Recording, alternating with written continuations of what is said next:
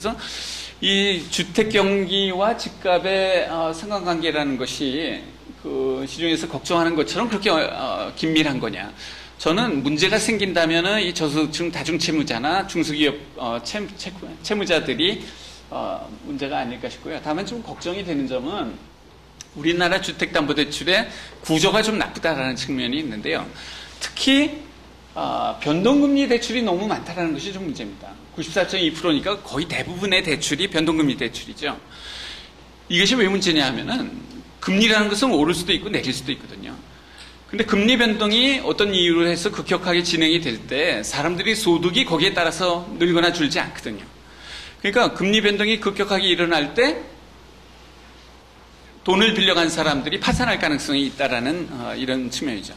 그래서 우리나라 대출이라고 하는 것이 대개 모든 위험을 차입자들이 지고 있고 은행들은 위험을 거의 지고 있지 않는 이런 상황입니다.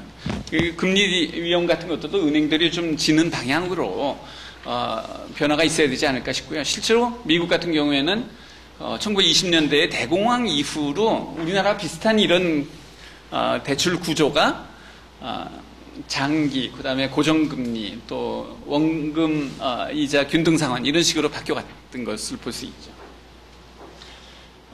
최근에 이제 하우스푸어의 문제가 있습니다만 이 하우스푸어가 도대체 누구냐, 그 다음에 이 문제가 얼마나 심각하냐, 여기에 대해서는 불행히도 아직도 확실한 것을 잘 모릅니다.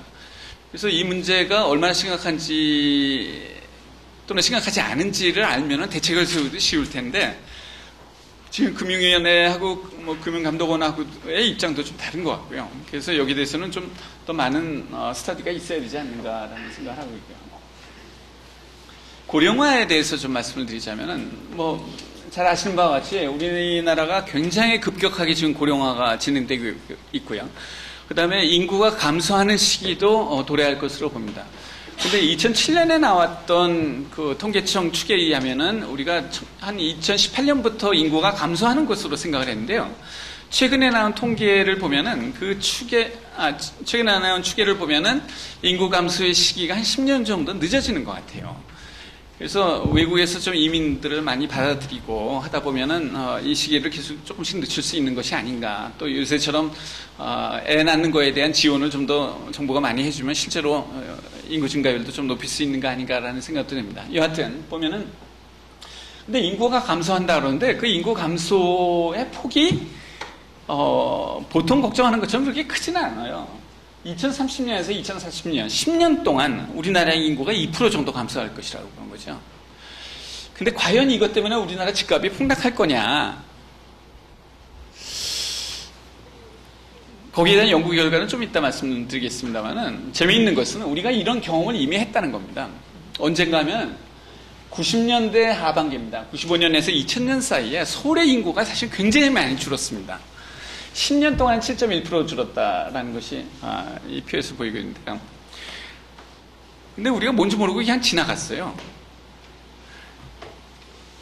지금 2030년에서 40년 동안에 2% 인구 감소할 것 때문에 집값이 폭락하리라고 본다면은 이 시기에 서울의 집값이 반토막 났어야 되는 거 아닌가라는 거죠. 근데 우리는 인구 감소하는지도 모르고 집값은 오를 거 다 오르면서 그냥 지나갔지 않습니까? 그러니까 인구라고 하는 것은 집값을 결정하는 굉장히 많은 요인들 중에 하나일 뿐이다 라는 것을 이 표가 잘 보여주고 있고요. 특히 여기서 고려되고 있는 사항이 소득 같은 자리입니다. 소득이 증가한다면 사람들이 큰 집에 살고 싶어하고 또 새 집에 살고 싶어합니다. 그렇다면은 뭐 인구가 감소하더라도 소득의 상승이라는 것이 그것을 상쇄할 수 있다는 거죠.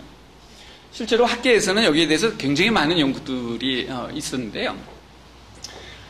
이런 많은 연구들의 결과는 대개 공통적인 결론을 이끌어내고 있는데요. 2020년까지만 해도 우리나라 주택에 대한 수요 증가가 한 35만 호에서 40만 호 수준은 꾸준히 유지될 거다라는 그런 전망을 하고 있습니다. 이 얘기는 인구 감소 또는 고령화의 효과를 너무 과장되게 우리가 걱정할 필요는 없다라는 겁니다.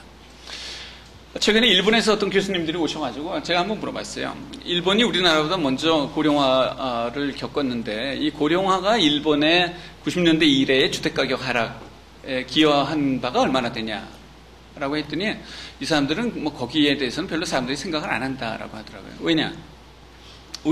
저희한테 반문하는 것이 한국이 그 남북이 휴전선을 마주도 보고 대치하고 있는데 최근에 주택가격 하락이 이런 남북 대치 상황 때문에 벌어진 거냐라고 묻더라고요.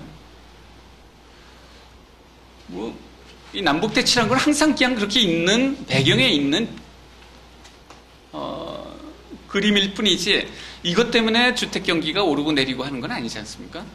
일본도 마찬가지 생각합니다. 일본도 워낙 옛날부터 그 인구가 감소하고 고령화될 것이라는 추세가 오랫동안 서서히 진행이 되어 왔기 때문에 그것은 배경에 있는 상수일 뿐이지 그것 때문에 주택가 경기가 오르고 내리고 하는 것은 아니다라는 거죠.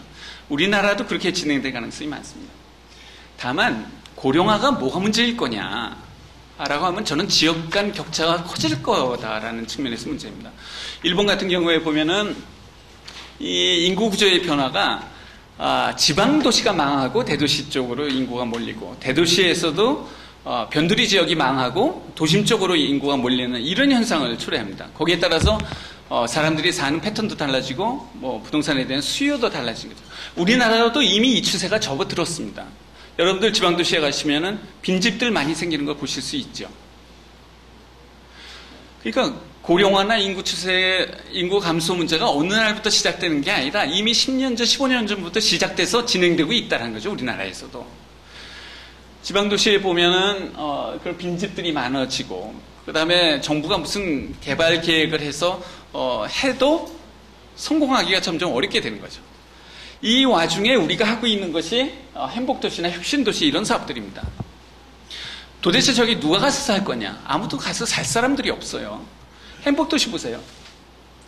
행복도시가 지금 50만 명 인구를 수용할 수 있는 도시로 만들어지고요. 여기다 집을 20만 호를 지을 거라고 합니다. 정부에서 물론 사람들 가지요. 정부 출연연구기관이나 행정부처 사람들이 뭐 이때 통계를 뽑을 때는 한 12,000명 좀 넘게 간다라고 하는데 뭐 하여튼 15,000명 정도 갈 겁니다. 그러면 잡이 15,000명 정도 가면은 뭐 주유소도 있어야 되고 뭐 편의점도 있어야 되니까 잡들이 좀 더 저보다 더 생기겠죠. 그래도 5만 개가 생기겠어요, 저기지. 저는 5만 개의 잡은 안 생길 것 같아요. 그러면 이 50만이라는 인구가 도대체 어디서 올 거냐? 올 데가 없는 거죠. 그러니까 이 계획이 원래 계획대로 성공적으로 마무리될 가능성은 뭐 거의 없는 것이 아닌가라는 생각입니다. 다만 여기 들어오는 사람들 중에 일부는 이 주변 지역에 있는 사람들일 거예요. 뭐 조천 이런 데서 생활 환경이 별로 안 좋으니까 이쪽에 새 아파트 짓는다니까 좀 넘겨오겠죠. 그럼 주변 지역이 완전히 공동화되고 또 망하는 그런 현상이 나타나지 않을까 싶습니다.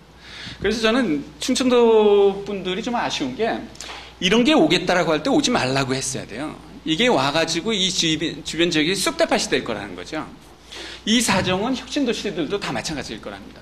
옛날처럼 인구가 한없이 불어나고 경제가 한없이 성장하는 사회에서는 이런 개발 사업들이, 이런 대규모 개발 사업이 성공할 가능성이 크지만은 지금은 성공할 가능성이 거의 없는 것이 아닌가 싶습니다.